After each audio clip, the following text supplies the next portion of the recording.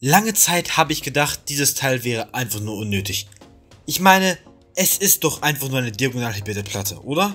Nein, ganz und gar nicht. Die Wedgeplate lässt sich genial anwenden, weshalb wir folgenden einen genaueren, sehr lohnenswerten Blick darauf werfen werden.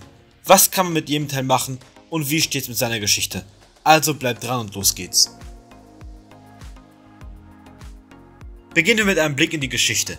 Wie immer für die Watchtime. 1987 erschien die erste Wedgeplate in der 6990 Photon Monorail Transport System.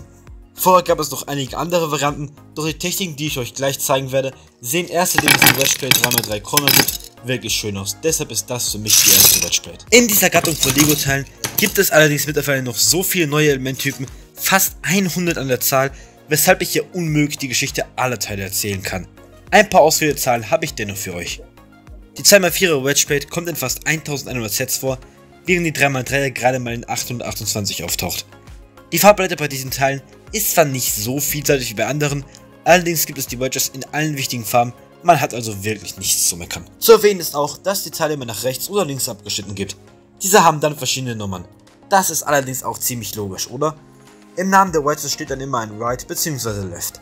Die einzige Ausnahme stellen die Quadrate dar, bei denen ist es nämlich egal. So, genug Zahlen und Fakten. Was kann man damit machen?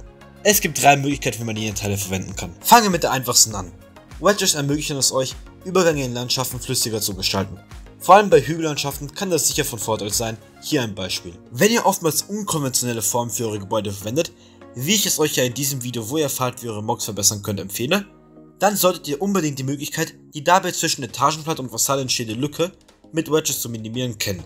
Wie das aussehen kann, seht ihr hier. Das Beste kommt allerdings zum Schluss. Mit Wedges lassen sich sehr einfach sehr schön Winkel realisieren. Das macht das Teil für mich vor allem zu einem Kandidaten für den Titel des besten Lego-Teils. Doch wie geht das genau? Naja, ihr nehmt eine beliebige Wedge und setzt unten, da wo die nicht abgeschnittene Noppe ist, solche Hinge-Plates hin. Danach nehmt ihr deren Gegenstück und fixiert auch dieses mit der Hinge. Schon erhaltet ihr einen sehr leicht zu bebauenden Winkel. Lego hat mit dieser Technik zum Beispiel den Winkel beim Boutique Hotel realisiert. Eine konkretere Technik möchte ich euch noch zeigen, bevor wir zum Ende kommen. Wenn ihr auf eine Plate solche Wedges, Teils oder ähnliche Elemente setzt, könnt ihr sehr leicht Details einbringen. Das lässt sich über Big Modifiers als detailreiche Mauer mit Schäden einbauen oder normal als Weg verwenden. Mehr geniale Bautechniken kompakt in Shortform gezeigt gibt es in dieser Playlist oben im i. Schaut also gerne mal rein. Ihr seht also, die Wedgeplate ist ein durchaus interessantes Teil mit sehr coolen Anwendungsmöglichkeiten. Ob es nun das beste Lego-Teil ist, weiß ich nicht. Dazu hätte ich gerne eure Meinung. Welches Teil findet ihr am besten? Schaut euch gerne die anderen Teile dieser Videoreihe an und lasst mich danach in den Kommentaren wissen.